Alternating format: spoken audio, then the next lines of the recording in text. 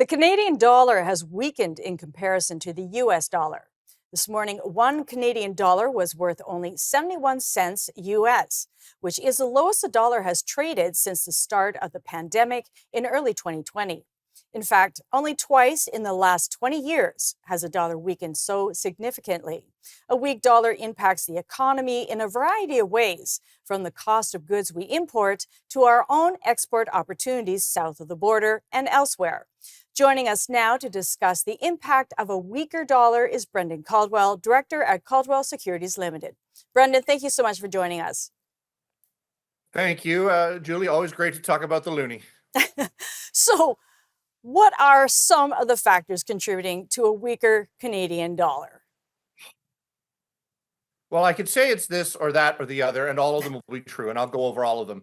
But basically, Canada, relative to our neighbors to the south, has lost confidence in ourselves as a country and as an economy. And this manifests in a lot of ways.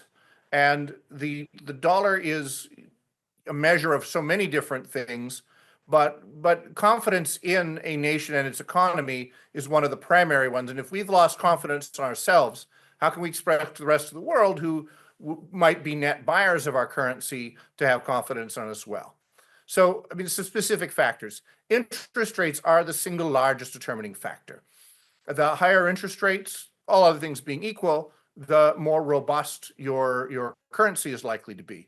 Flip side of it is, if you're, as a central bank of a country, cutting rates, as the Bank of Canada has been doing, and you're doing it faster than the countries off which you compare, and pretty much the only currency the loonie is ever compared to is the greenback, is the US dollar.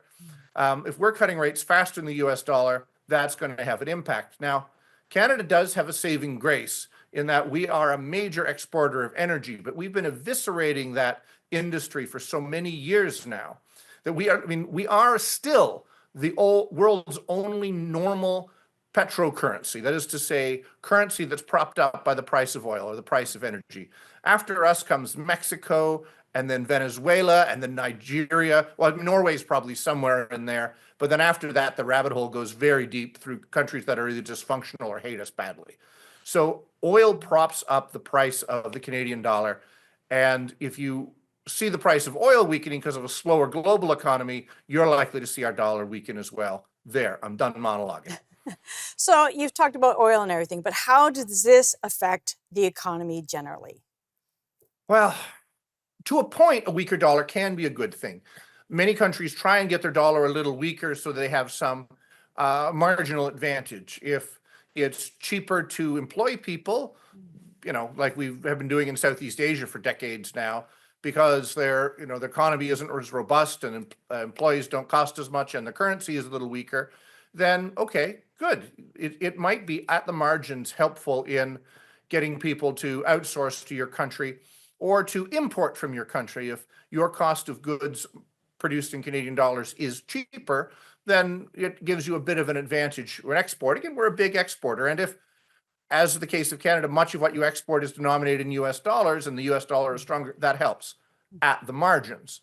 But as I think you alluded to in your introduction, it also makes goods from overseas, and virtually all the finished products that we buy here in Canada, from your iPhone to your car, most of those are made somewhere else, and we're paying for them in the currency of that nation, one way or the other.